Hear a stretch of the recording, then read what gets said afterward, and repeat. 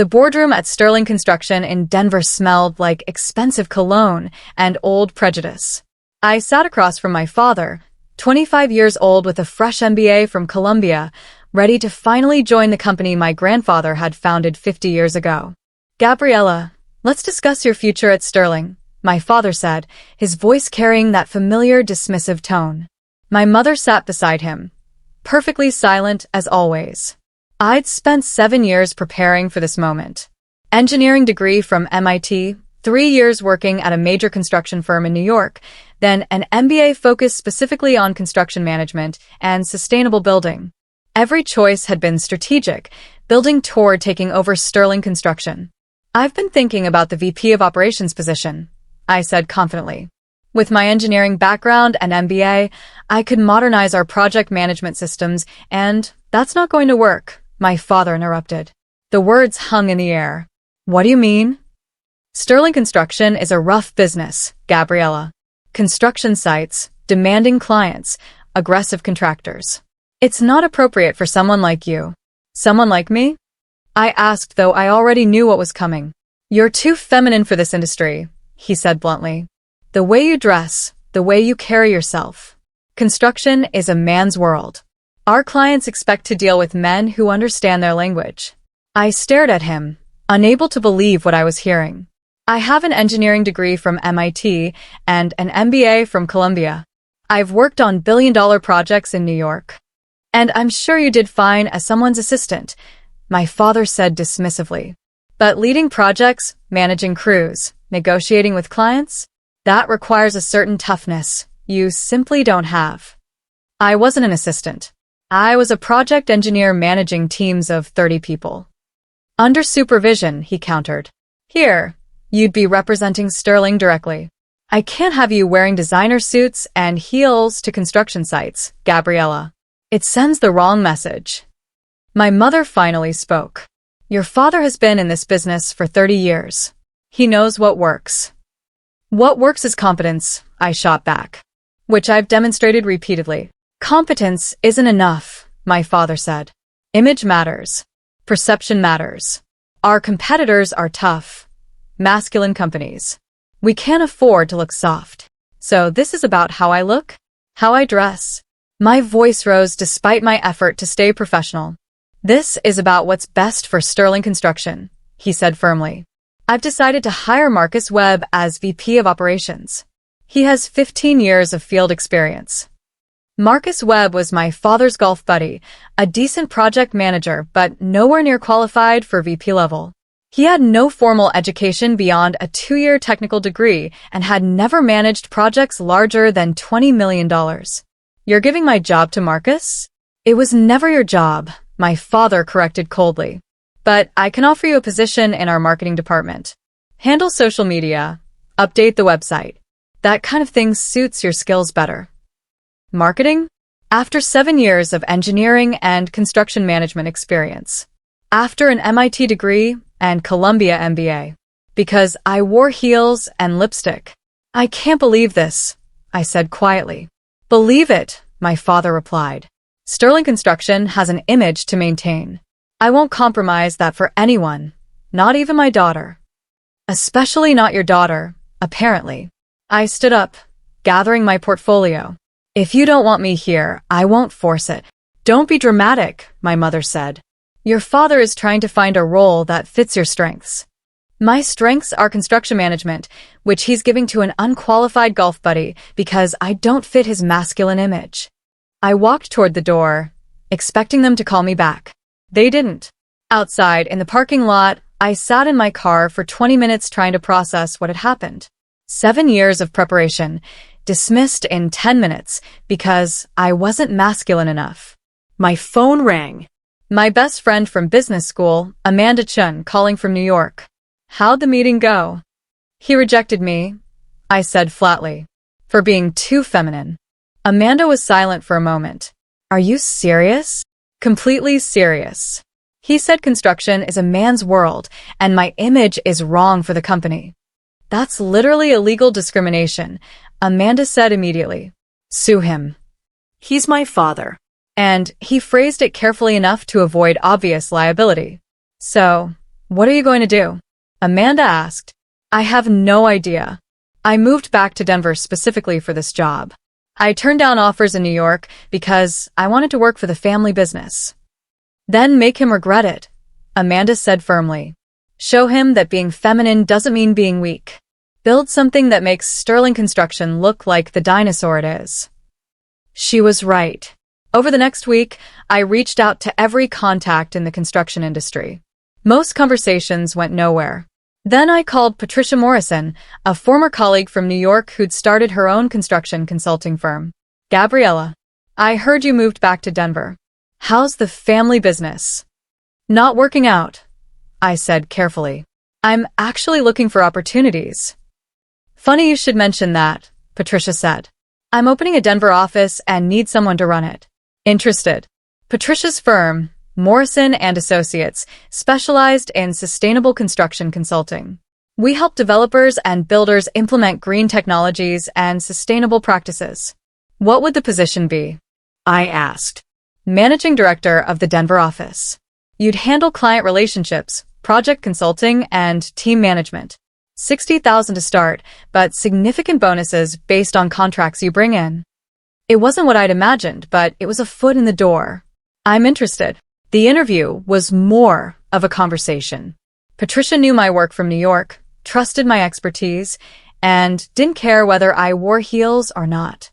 You start in 2 weeks, Patricia said, offering her hand. Let's build something great in Denver. I threw myself into the work. Morrison and Associates was small but growing, focused on the emerging market of sustainable construction. Developers were increasingly interested in LEED certification and green building practices, both for environmental reasons and marketing value. My first major client was a developer named Robertson, building a mixed-use complex in downtown Denver. I want this project to be LEED Gold certified, Robert said during our initial meeting. Can Morrison and Associates handle that? I pulled out the comprehensive proposal I'd prepared. We can handle LEED Gold. With the right design choices, I think we could even hit platinum. That's ambitious, Robert said. Also expensive. The upfront cost is higher, but the operating cost savings and marketing value more than compensate. Let me show you the numbers. I spent the next 2 hours walking him through energy systems, water conservation, material selection, and certification requirements. Robert listened carefully, asking smart questions. You know your stuff, he said finally. Where'd you learn all this? MIT for engineering, Columbia for business. Plus 3 years working on sustainable projects in New York. And you're not working for Sterling Construction because? Robert asked, clearly knowing my family connection. They felt I wasn't the right fit, I said diplomatically. Their loss is my gain, Robert replied. Let's do this. Full consulting contract for LEED Platinum certification. The Robertson project became my proving ground. I coordinated with architects, engineers, and contractors, navigating the complex requirements of LEED Platinum certification. The project required innovative approaches to energy efficiency, water conservation, and material selection. 6 months in, we were on track for certification and under budget. Robert was thrilled and started referring other developers to Morrison and Associates. Word spread quickly in Denver's construction community. The firm that could deliver LEED certification efficiently and cost-effectively. My personal client list grew to 12 projects within the first year. Patricia promoted me to Senior Managing Director and gave me equity in the Denver office. By year 2, Morrison and Associates Denver office was generating $3 million in revenue, more than Patricia's original New York office. I'd hired 5 consultants and was turning down projects due to capacity constraints. You've built something remarkable, Patricia told me during a review. I'm promoting you to partner with 20% equity in the whole firm, not just Denver. At 27, I was a partner in a successful consulting firm, making low 6 figures and had proven my expertise in the market. Meanwhile, Sterling Construction was struggling. I heard through industry contacts that they'd lost several major projects to competitors who offered sustainable building expertise. The construction market was changing, and my father's traditional approach was becoming outdated. Marcus Webb, the VP my father had chosen over me, had made several costly errors. One project went 40% over budget. Another faced regulatory issues due to environmental violations. One afternoon, I ran into my father at an industry conference. He looked older, more tired than I remembered. "Gabriella," he said, surprised to see me. "I didn't know you were in construction." "I'm not in construction. I'm in sustainable construction consulting. Morrison and Associates." Recognition flickered across his face. "You're the Morrison consultant everyone's talking about?" "Managing partner of the Denver office, yes." He studied me for a moment. "I've been hearing good things. Several developers mentioned your firm." "We've been fortunate," I said neutrally. "Sterling could use someone with your expertise," he said carefully. "Perhaps we could discuss a consulting arrangement." "I'm fully booked for the next 18 months, I replied. "But I can recommend other firms if you need help." It was a small moment of vindication, turning down the man who'd rejected me. But I didn't gloat. I simply walked away professional and composed. By year 3, Morrison and Associates Denver had 15 employees and was generating $7 million annually. We'd completed 30 major projects, all achieving LEED certification. Developers actively sought us out. Then Robert Chin approached me with an interesting proposition. "I'm starting a construction company focused exclusively on sustainable building. I want Morrison and Associates to be a partner." "What kind of partnership?" I asked. "You provide consulting and take 20% equity in exchange. I provide capital and development expertise. Together, we build the premier green construction firm in the region." It was risky but aligned perfectly with where the market was heading. I discussed it with Patricia, who supported the move. "You've proven yourself, Gabriella. This is your chance to build something even bigger." Chun Green Construction launched with $5 million in capital from Robert and Morrison and Associates consulting expertise. I took a leave from Morrison to serve as Chief Operating Officer. The concept was simple: build high-quality projects using sustainable methods, achieve LEED certification on everything, and charge premium prices to clients who valued environmental responsibility. Our first project was a $20 million office building targeting LEED Platinum. We completed it on time, under budget, and achieved the certification. The building generated so much positive press that we had 3 more projects lined up before we'd finished the first. Chun Green Construction grew explosively. Year 1 revenue was $12 million. Year 2 hit $30 million. By year 3, we were one of Denver's fastest-growing construction firms. I was 30 years old, COO of a major construction company, and had proven that sustainable building could be both environmentally responsible and highly profitable. My father reached out multiple times, trying to arrange meetings to discuss the industry. I declined politely, but firmly. Meanwhile, Sterling Construction continued declining. They'd lost 30% of their revenue over 3 years. Several long-time employees had left. Industry gossip suggested financial trouble. Then, unexpectedly, I received a call from Sterling's board of directors. "Ms. Sterling, this is Helen Park. I'm on the board of Sterling Construction." Helen was one of my grandfather's original partners, now semi-retired but still influential. "How can I help you, Mrs. Park?" "The board would like to meet with you regarding Sterling Construction's future. Would you be available next week?" "What's this about?" I asked carefully. "Candid discussion about the company's challenges and potential solutions." That's all I can say over phone. Curiosity won. I agreed to the meeting.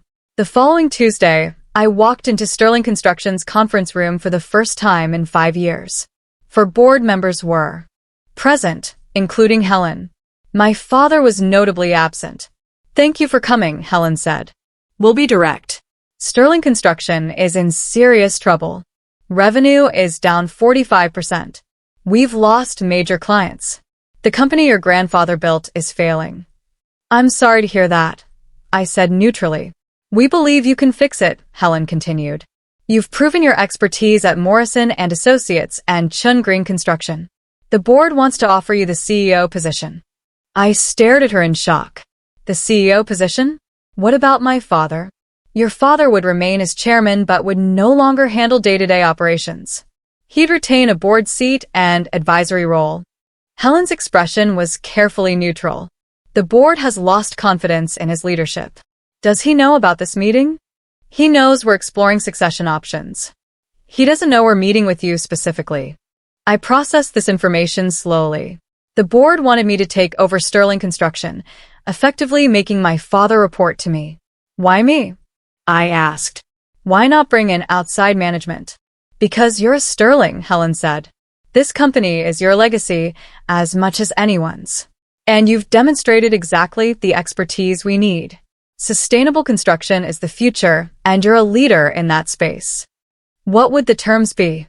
CEO position, full operational authority, board seat, and equity compensation. Your father would maintain his chairman title, but would defer to your decisions on operations. I thought about my father's face when he told me I was too feminine for construction, about being offered a marketing position after 7 years of preparation, about building my career despite his rejection. I need to think about this, I said.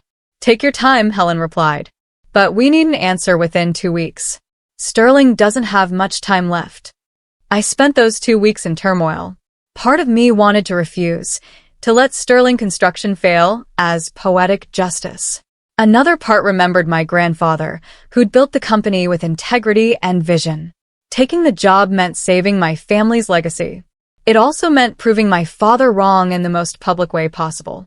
But was that worth uprooting my life at Chin Green Construction? Robert Chin helped me decide. This is your chance to make a real impact, he said when I explained the situation. Chin Green is doing well. We can promote internally, but Sterling Construction needs you. I'd be giving up everything I built, I said, to save something that rejected me. You'd be building something even bigger, Robert countered. Chin Green has 30 million in revenue. Sterling, if you fix it, could be 5 times that size. And you'd own part of it. He was right. This wasn't just about my father. It was about legacy, about proving that sustainable construction could revitalize a dying company. I called Helen Park. I'll take the CEO position with 3 conditions. First, I have full operational control with no interference. Second, I get significant equity as part of compensation. Third, if my father can't support my leadership, he steps down from the board entirely. Done, Helen said immediately. Welcome to Sterling Construction, CEO Sterling. The announcement was made internally before going public. I walked into Sterling's headquarters as the new CEO on a Monday morning, 5 years after my father had rejected me. The entire staff was gathered in the main conference area. Helen introduced me. Everyone, please welcome Gabriella Sterling, our new Chief Executive Officer. Gabriella brings extensive experience in sustainable construction and modern project management. We're confident she'll lead Sterling into a new era of success. The applause was polite but uncertain. Many employees had worked under my father for decades. They'd never seen a woman in leadership, let alone a young CEO in heels. My father stood at the back of the room, his expression unreadable. After the announcement, I approached him. We should talk privately, I said. In his office, which I'd soon be moving into, my father sat behind his desk in silence. Finally, he spoke.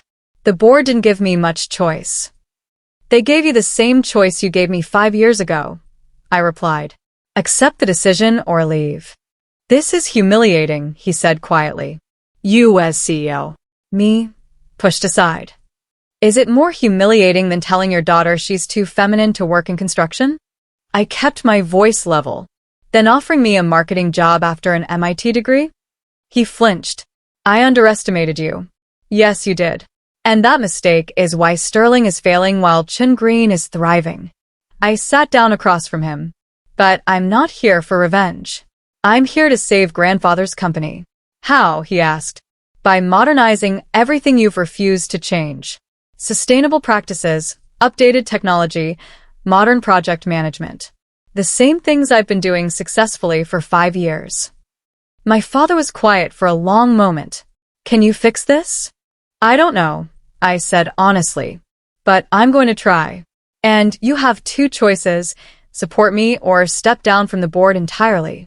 I'll support you, he said, though the words seemed to cost him. Then let's get to work. My first 100 days as CEO were intense. I conducted a complete audit of Sterling's operations, identifying problems my father had ignored or failed to recognize. The issues were extensive. Outdated project management systems. No sustainable building expertise. Aging equipment. Poor client relationships. Most critically, a reputation for being expensive and inflexible. I started with the leadership team. Marcus Webb, the VP who'd gotten my job, was first to go. He'd made too many mistakes and lacked the expertise Sterling needed. I brought in Sarah Chen, a project management expert from Chen Green Construction, as VP of Operations. Next was technology. Sterling was still using paper-based project management and manual bidding processes. I implemented digital project management systems and automated much of our estimating and bidding. Third was rebranding. Sterling Construction needed to become Sterling Sustainable Construction, signaling our new focus to the market. The rebrand included updated marketing materials, a new website, and aggressive outreach to developers interested in green building. The existing team resisted initially. Many had worked under my father's leadership for years and saw my changes as criticism of their methods. "We've always done it this way," one project manager said during a contentious meeting. "And this way has led to a 45% revenue decline," I replied firmly. "Things change or Sterling dies. Those are the only options." Slowly, the culture began shifting. Younger employees embraced the changes enthusiastically. Older employees either adapted or left for other companies. By month 6, Sterling had secured 3 new projects, all with LEED certification requirements. We executed flawlessly, delivering on time and under budget. Word spread that Sterling had transformed from a traditional builder into a modern, sustainable construction firm. By month 9, revenue had stabilized. We weren't growing yet, but the bleeding had stopped. My first year as CEO ended with Sterling back to profitability for the first time in 3 years. Revenue hit $40 million, still below the company's peak but moving in the right direction. The board was pleased. My father attended quarterly meetings but said little, clearly uncomfortable with his diminished role. I didn't gloat, but I also didn't pretend his presence was necessary. Year 2 brought breakthrough growth. We landed a $50 million hospital project, the largest in Sterling's history.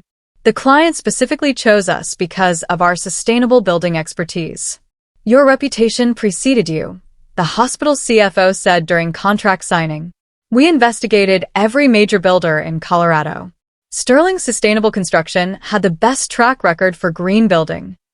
The hospital project's success led to more healthcare contracts. Hospitals and medical centers were increasingly focused on sustainability and wellness, making them perfect clients. By year 2's end, revenue hit $70 million. Sterling employed 120 people, double what it had been when I took over. Industry publications noticed. Sterling Construction's remarkable turnaround under new leadership read one headline. The article detailed the transformation from failing traditional builder to thriving sustainable construction firm. My father called after that article appeared. "Can we have lunch?" Just us. We met at a quiet restaurant, the first time we'd spoken privately in months. He looked older now, diminished in a way that had nothing to do with age. "I read the article," he said once we'd ordered. "About the turnaround. It's impressive, Gabriella." "Thank you," I replied neutrally. "I was wrong about you," he said suddenly. "About women in construction, about you being too feminine, about everything." It was the closest thing to an apology I'd gotten. "Yes, you were. I let my prejudices blind me to my daughter's capabilities," he continued. "I thought construction required being masculine, being rough. I didn't understand that it actually requires being smart, adaptive, and forward-thinking. Things I had 7 years ago when you rejected me," I pointed out. "I know." He met my eyes for the first time. "If I could go back and change that meeting, I would. But I can't. All I can do is apologize and ask if there's any chance at rebuilding our relationship." I'd thought about this moment many times. What I'd say when my father finally acknowledged his mistake. Now that it was happening, I felt less satisfaction than I'd expected. "I don't know," I said honestly. 7 years of hurt doesn't disappear because you apologized once. "I understand," he said. but I hope you'll give me the chance to try. Over the following months, my father made genuine efforts. He attended company events, supported my decisions publicly, even defended sustainable construction to skeptical colleagues. It didn't erase the past, but it was something. Sterling's sustainable construction continued thriving. Year 3 revenue hit $95 million. We'd become one of Colorado's premier sustainable builders, with contracts across 5 states. I was 33 years old, CEO of a $95 million construction company, and had transformed a failing traditional builder into a sustainable construction leader. Everything my father had said I couldn't do. Then came an opportunity that would change everything. The state of Colorado announced a $1 billion program to construct new government buildings using sustainable methods. Every major construction firm in the state would bid. This is our chance to become a major player, Sarah Chun, my VP of Operations, said during a strategy meeting. If we win even part of this contract, it establishes Sterling as a national firm. The bid required extensive documentation of sustainable building experience, financial stability, and project management capabilities. Everything Sterling had rebuilt over 3 years. I spent 2 months preparing our bid, working 16-hour days to perfect every detail. The presentation to the state selection committee was scheduled for a Tuesday in March. I walked into that government conference room wearing a tailored suit and heels, carrying a portfolio that detailed every sustainable project Sterling had completed. The selection committee was 5 people, 3 men and 2 women. I presented for 90 minutes, walking through Sterling's transformation, our sustainable building expertise, and our vision for the state projects. Ms. Sterling, one committee member asked, "Your company's turnaround is impressive, but you're still relatively small compared to some competitors. Why should we trust Sterling with projects of this magnitude?" "Because Sterling doesn't just meet sustainable building requirements, we exceed them," I replied. "Every LEED project we've undertaken has achieved certification ahead of schedule and under budget. We don't treat sustainability as a checkbox. We treat it as the foundation of everything we build." 2 weeks later, the state announced their decision. Sterling Sustainable Construction had been awarded $300 million in contracts, the second largest award behind only a massive national firm. The news sent shockwaves through Colorado's construction industry. Sterling, which had been failing just 3 years earlier, had become a major player. My phone exploded with calls. Developers wanting partnerships, reporters requesting interviews, industry organizations offering awards. That evening, my father called. "Gabriella, I saw the announcement. $300 million. That's extraordinary. It's an opportunity to prove Sterling belongs among the major firms," I said. "You've already proven that," he replied. "You've proven it to everyone who doubted you, including me." There was a long pause. "I'm proud of you. More proud than I can express." "Thank you," I said, and meant it. The state contracts required massive scaling. Sterling needed to hire aggressively, invest in new equipment, and establish operations in 3 additional Colorado cities. Over 6 months, we grew from 120 employees to 250. Revenue projections for year 4 were $150 million. Industry organizations started recognizing the transformation. I received the CEO of the Year award from Colorado Business Magazine, the Innovation in Construction award from the National Sustainable Building Council. Each award felt like vindication for that 25-year-old who'd been told she was too feminine for construction. By year 5 as CEO, Sterling Sustainable Construction had become one of the largest builders in the region. Revenue hit $170 million. We completed over 300 projects, every one meeting or exceeding sustainability standards. My personal net worth had grown to several million through equity compensation. I'd proven that feminine didn't mean weak, that heels and lipstick didn't preclude construction expertise. Then came an unexpected opportunity. A national construction firm based in Texas approached me about acquisition. "Sterling has built exactly what the industry needs," their CEO told me during an exploratory meeting. "Sustainable expertise, strong reputation, proven track record. We'd like to acquire Sterling for $200 million. $200 million. The company my father had nearly destroyed was now worth that much. I'm not interested in selling, I said. What about a merger? Sterling becomes our sustainable division. You become chief sustainability officer for the entire company, and we expand your model nationally. It was tempting. A chance to take Sterling's approach nationwide, to have real impact on the construction industry's environmental footprint.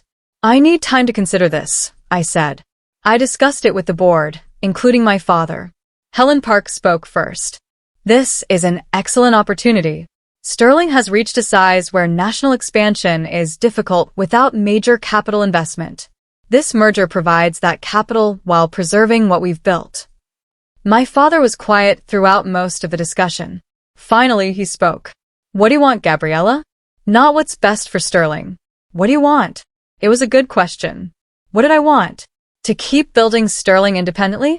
To take the model national through a merger? To finally step back and enjoy my success? I want to maximize impact, I said finally. Sterling's approach works. Sustainable construction can be profitable, efficient, and high quality. If this merger lets us prove that nationally, it's worth considering. The board voted unanimously to explore the merger. Over 3 months, we negotiated terms. Sterling would become the sustainable division of Southwest Construction Group, the acquiring company. I'd serve as Chief Sustainability Officer with responsibility for implementing sustainable practices across all projects. Sterling employees would be retained, and the Sterling Sustainable Construction brand would continue in Colorado. The deal valued Sterling at $220 million. My equity stake was worth $12 million after taxes. At 34, I'd become wealthy beyond anything I'd imagined. The merger closed in December, exactly 6 years after I'd taken over as CEO. At the closing ceremony, I stood with Southwest Construction's leadership, Sterling's board, and my father. 6 years ago, this company was failing, I said in my remarks. Traditional methods were becoming obsolete. The market was changing faster than Sterling could adapt. Today, Sterling is a model for the entire industry. Proof that sustainable construction isn't just environmental responsibility, it's good business. I looked at my father, who sat in the front row. We got here by embracing change instead of resisting it, by recognizing that the future of construction doesn't look like the past, and by understanding that strength comes in many forms. After the ceremony, my father approached me. That was a gracious speech. You didn't mention how I almost destroyed the company. What good would that do? I replied. The turnaround speaks for itself.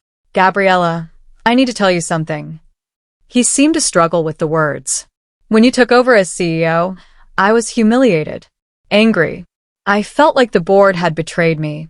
I know, I said, but watching you transform Sterling, seeing you succeed where I'd failed, it forced me to confront some hard truths. He paused. My prejudices about women, about femininity, about strength, they weren't just wrong. They were destructive. They nearly cost me my daughter and my company. Yes, they were. I agreed. I'm sorry, my father said, his voice thick with emotion. Not just for that meeting 7 years ago. For every time I dismissed your capabilities, every time I suggested you weren't tough enough, every time I let my outdated beliefs override obvious reality. It was the full apology I'd needed years ago. Getting it now felt bittersweet. I forgive you, I said finally. Not because you deserve it, but because holding on to anger hurts me more than you. Thank you, he said quietly. That means more than you know. We stood there for a moment, father and daughter, separated by years of hurt, but connected by the company between us. As Chief Sustainability Officer of Southwest Construction Group, my role expanded dramatically. The company operated in 15 states with annual revenue over $2 billion. My job was to implement Sterling's sustainable approach across all operations. It was challenging but rewarding. Many Southwest managers resisted initially, seeing sustainability as expensive and complicated. I spent my first year conducting training, demonstrating that sustainable methods could reduce costs while meeting environmental standards. By year 2, Southwest had achieved LEED certification on 40% of new projects, up from less than 5% before the merger. Operating costs had decreased by 12% through energy-efficient systems. Client satisfaction scores had improved significantly. "You're transforming this company," Southwest CEO told me during a review. "Sustainable construction is becoming our competitive advantage." "It should be every company's competitive advantage," I replied. "The construction industry has massive environmental impact. We have a responsibility to reduce that impact while still delivering quality projects." My success at Southwest led to broader recognition. I was invited to speak at national construction conferences, to serve on environmental boards, to advise government agencies on sustainable building standards. At 36, I'd become one of the construction industry's leading voices on sustainability. And I did it all wearing heels and lipstick, being unapologetically feminine while leading in a traditionally masculine industry. One afternoon, I received an email from a young woman who'd attended one of my conference speeches. "Ms. Sterling, I'm a civil engineering student at MIT. Watching you speak about leading in construction while being openly feminine was inspiring. I've always felt like I had to act more masculine to be taken seriously. You showed me I don't have to change who I am to succeed." That email meant more than any award, because changing the industry wasn't just about sustainable building. It was about changing who got to lead, who got opportunities, what strength looked like. I started a mentorship program for women in construction, particularly young women entering the field. We focused on building skills, confidence, and networks in an industry still dominated by men. "Construction needs more women," I told the first cohort of ments. Not women pretending to be men, but women being themselves while demonstrating excellence. That's how we changed the industry. The program grew rapidly. Within 2 years, we had over 200 ments across 15 states. Several had already risen to leadership positions at major firms. My father attended one of our mentorship events, sitting quietly in the back. Afterward, he approached me. "That was powerful. Watching you mentor these young women, seeing how you're changing the industry, it makes me realize how much we've lost by excluding women for so long." "We haven't lost it," I corrected. "We're just starting to find it now." He smiled sadly. "I wish I'd understood this 30 years ago. How many talented women did I overlook or dismiss?" "Probably hundreds," I said honestly. "But you can't change the past. You can only do better going forward." "I'm trying," he said. "I've been donating to engineering scholarships for women. It's not much, but it's something." It was more than I'd expected. Our relationship had slowly rebuilt over the years, not into what it had been, but into something more honest. By my 5th year at Southwest Construction Group, the company had become the industry leader in sustainable building.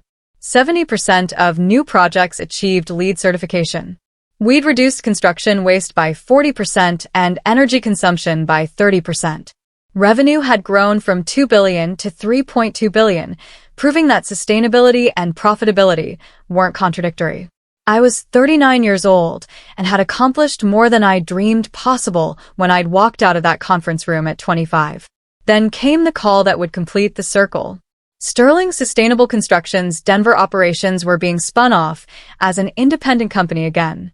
Southwest wanted to focus on their core markets in Texas and the Southwest, while Sterling could focus on Colorado and the Mountain States.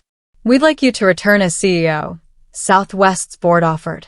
"Own Sterling again, build it independently, take it wherever you want."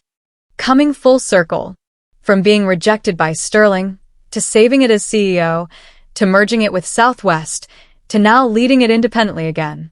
"I'll do it," I said without hesitation. Sterling 2.0, as we jokingly called it, launched with $50 million in annual revenue and 75 employees. Small compared to Southwest, but profitable and growing. I was CEO again, this time of a company I partially owned with complete autonomy. My first decision was to double down on innovation. Sterling would specialize in cutting-edge sustainable building, using technologies other firms weren't brave enough to attempt. Carbon-neutral construction. Net-zero energy buildings. Circular economy principles where buildings were designed for eventual deconstruction and material reuse. "This is ambitious," Sarah Chun, who'd followed me back to Sterling as COO, said during planning. These technologies are expensive and unproven. Everything is unproven until someone proves it, I replied. Sterling will be that someone. We started with a $50 million office complex designed to be completely carbon neutral. From construction through 50 years of operation, the building would have net zero carbon emissions. The project attracted massive attention. Developers, architects, and environmental organizations watched closely to see if we could deliver. 18 months later, we completed the building and achieved carbon neutral certification. It became a case study for sustainable construction, generating international publicity. Sterling's reputation soared. We became the go-to firm for developers wanting to push sustainability boundaries. Revenue doubled in 2 years, hitting $100 million annually. By year 3, Sterling had become the most innovative sustainable builder in the country.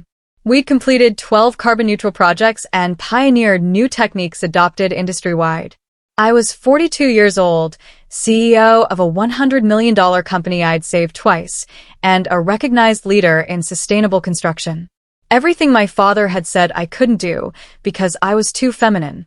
One evening, my father called. Gabriella, I saw the article in Architectural Digest about Sterling's carbon-neutral projects. It's remarkable work. Thank you, I said. I want to tell you something I should have said years ago, he continued. You were right. About everything. Sustainable construction, modern management, the importance of innovation. But most importantly, you were right that being feminine doesn't mean being weak. I know I was right, I said, not unkindly. It took me too long to see it, my father admitted. I was so locked into old beliefs about what leadership looked like, I couldn't recognize excellence when it was standing right in front of me. The important thing is you eventually recognized it, I said. Better late than never. Can I ask you something? He said. What would you have done differently if I'd hired you 7 years ago? If I'd given you that VP position? I thought carefully. Honestly, I'd have done good work. Maybe become CEO eventually. Built a successful career. I paused. But I don't think I would have transformed the industry the way I did. Your rejection forced me to prove myself in ways I never would have otherwise. So, my mistake ended up helping you? He sounded almost hopeful. Your mistake hurt me deeply and damaged our relationship for years, I corrected.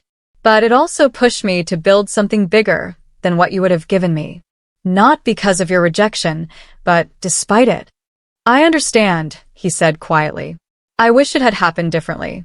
But I'm proud of who you've become. I'm proud of who I've become too, I replied. And that's what matters most. Because that was the truth. My father's approval, while nice to finally have, wasn't what drove me anymore. I'd proven myself to the only person whose opinion truly mattered, myself. I'd shown that feminine strength was real strength. That heels and lipstick didn't preclude construction expertise. That the industry's prejudices about women were wrong, destructive, and ultimately changeable. Sterling's sustainable construction continued growing, pushing sustainable building further than anyone thought possible. I mentored hundreds of young women entering construction, showing them they didn't have to change who they were to succeed. And every day, I walked into my office as CEO, wearing my heels and leading my company, proving that strength comes in many forms. My father had been wrong about me being too feminine to lead. He'd been wrong about what construction leadership looked like. He'd been wrong about almost everything. But in being wrong, he'd inadvertently given me the greatest gift, the motivation to prove that his prejudices were exactly that. Outdated beliefs that had no place in modern business. I'd taken those beliefs, crushed them thoroughly, and built an empire on the ruins. Not to spite him, but to show the industry, to show other women, and most importantly, to show myself what was possible when you refused to accept anyone else's limitations. I wasn't too feminine to lead construction. I was exactly feminine enough. And the industry was better for it.